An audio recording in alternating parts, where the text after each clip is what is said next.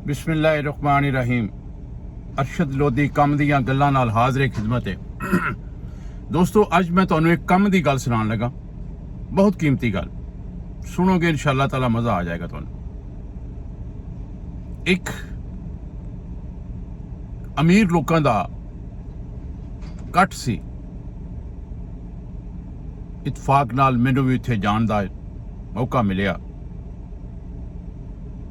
उस कट दे विच एक अजीब किस्म दी जिहड़ी चीज़ देखण नूं मिली, मैं अज तुहाडे नाल वो शेयर करन लगा।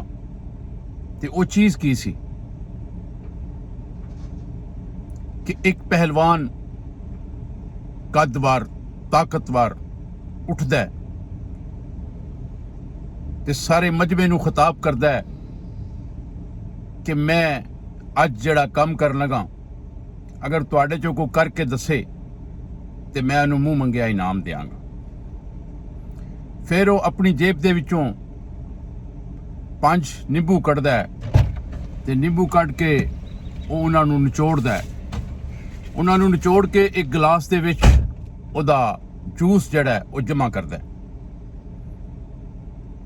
वो जूस जमा करके मजमे नूं दिखांदा है ते कहंदा है कि यह जिहड़ा मैं जूस कढ़िया है 5 नींबूआं दे विचों, अगर कोई 10 नींबूआं चों भी कट के दिखाए तो मैं उन्होंने मूँह मंगिया इनाम देंगा।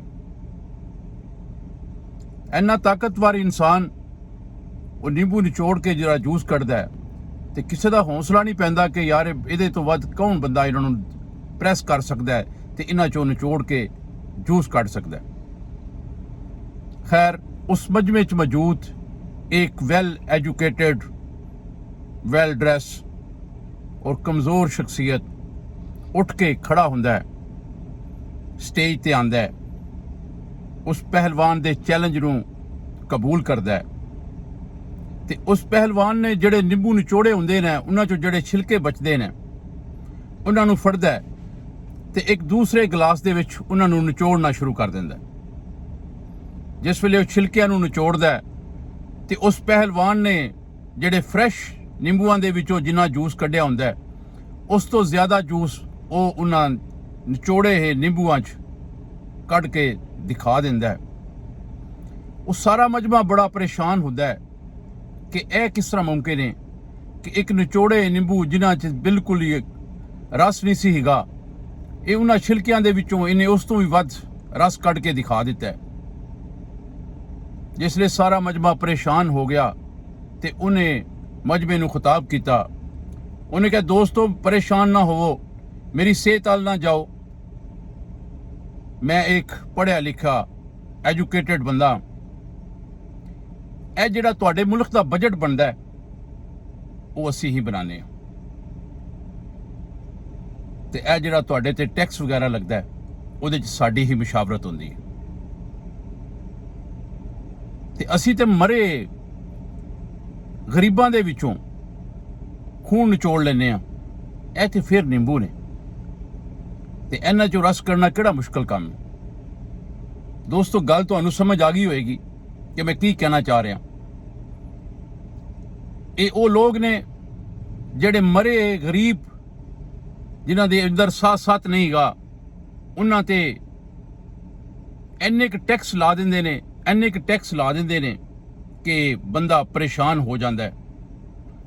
मैं ज़्यादा दूर नहीं जाता, अज एक बिजली का बिल फड़ लवो, उहदे टैक्स गिनने शुरू कर दिओ ते तुहानूं अंदाज़ा हो जाएगा कि तुहानूं किस तरह लुटिया जा रहा है।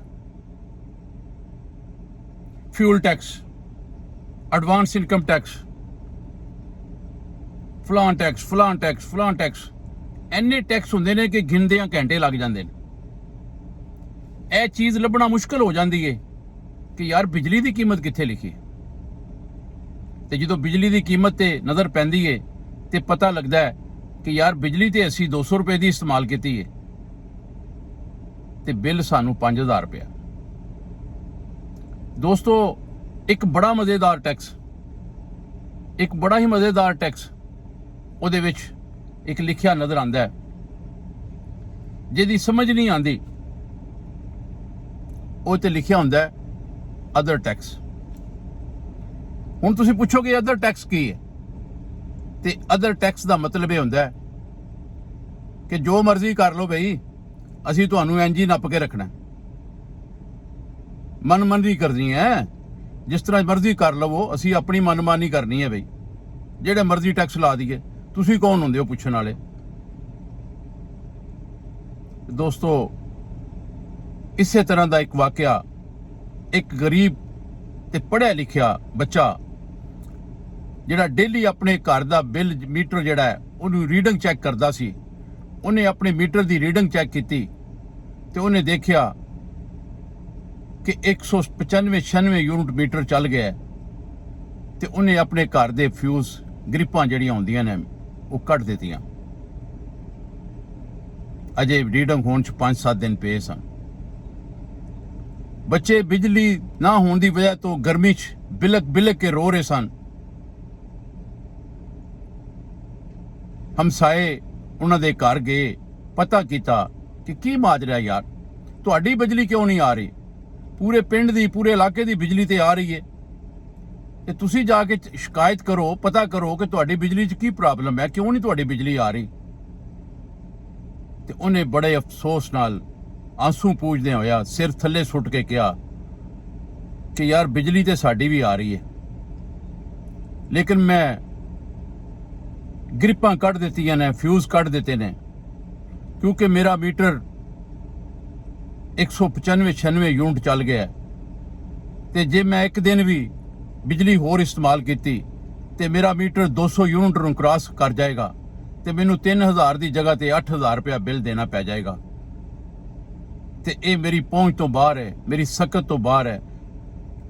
ਮੈਂ ਬਿਜਲੀ ਤੋਂ ਬਗੈਰ ਤੇ ਜੀ ਲਾਂਗਾ, ਲੇਕਿਨ ਅਗਰ ਮੈਨੂੰ 8000 ਬਿੱਲ ਆ ਗਿਆ ਤੇ ਮੈਨੂੰ ਜੀਣਾ ਨਹੀਂ ਪਵੇਗਾ, ਮੈਨੂੰ ਮਰਨਾ ਪੈ ਜਾਏਗਾ। ਤੇ ਦੋਸਤੋ, ਅਫਸੋਸ ਅਫਸੋਸ ਅਫਸੋਸ ਕਿ ਇਸ ਮੁਲਕ ਦਾ ਕਾਨੂੰਨ ਮਨਾਉਣ ਵਾਲਾ, ਇਸ ਮੁਲਕ ਦਾ ਸਰਮਾਇਆਦਾਰ ਵਡੇਰਾ, ਜਿਹਨੂੰ ਆਪਣੇ ਆਪ ਨੂੰ ਸਿਆਸਤਦਾਨ ਕਹਿੰਦੇ ਨੇ, ਉਹ ਇਹ ਨਹੀਂ ਸੋਚਦਾ ਕਿ ਯਾਰ ਗਰੀਬ ਦੇ ਵਿੱਚ ਕੋਈ ਸਾਥ ਸਾਥ ਰਹਿ ਗਿਆ ਕਿ ਨਹੀਂ। ਉਹ ਬਿਜਲੀ ਦੀ ਕੀਮਤ ਵਧਾਈ ਜਾ ਰਿਹਾ ਹੈ, ਵਧਾਈ ਜਾ ਰਿਹਾ ਹੈ, ਵਧਾਈ ਜਾ ਰਿਹਾ ਹੈ। ਉਹਨੂੰ ਇਹ ਕੋਈ ਨਹੀਂ ਅੰਦਾਜ਼ਾ। ਉਹਦੀ ਵਜ੍ਹਾ ਹੈ ਕਿ ਉਹਨੇ ਆਪ ਤੇ ਬਿਜਲੀ ਦਾ ਬਿੱਲ ਦੇਣਾ ਕੋਈ ਨਹੀਂ, ਆਪ ਤੇ ਉਹਨੂੰ ਬਿਜਲੀ ਵੀ ਫ੍ਰੀ ਹੈ, ਉਹਨੂੰ ਪੈਟਰੋਲ ਵੀ ਫ੍ਰੀ ਹੈ, ਉਹਨੂੰ ਹਵਾਈ ਟਿਕਟ ਵੀ 15-20 ਜਿਹੜੇ ਨੇ ਉਹ ਮਹੀਨੇ ਦੇ ਉਹ ਫ੍ਰੀ ਨੇ, ਉਹਦਾ ਖਾਣ ਪੀਣ ਵੀ ਫ੍ਰੀ ਹੈ। ਤੇ ਉਹਨੂੰ ਕੀ ਅੰਦਾਜ਼ਾ ਹੋਏਗਾ ਕਿ ਬਿਜਲੀ ਦੀ ਕੀਮਤ ਕੀ ਹੈ, ਕਿਸ ਤਰ੍ਹਾਂ ਦੇਈ ਦੀ ਹੈ, ਕਿੱਥੋਂ ਪੈਸੇ ਆਣਗੇ, ਕੌਣ ਦੇਗਾ? ਕਿਉਂਕਿ ਉਹਨੇ ਤੇ ਕੁਝ ਦੇਣਾ ਹੀ ਨਹੀਂ ਹੈ। ਦੇਣਾ ਤੇ ਗਰੀਬਾਂ ਨੇ ਹੈ ਤੇ ਗਰੀਬ ਮਰਦਾ ਤੇ ਪਿਆ ਮਰੇ। ਅਮੀਰਾਂ ਨੂੰ ਇਸ ਚੀਜ਼ ਦਾ ਕੋਈ ਅਹਿਸਾਸ ਨਹੀਂ, ਕੋਈ ਦੁੱਖ ਨਹੀਂ।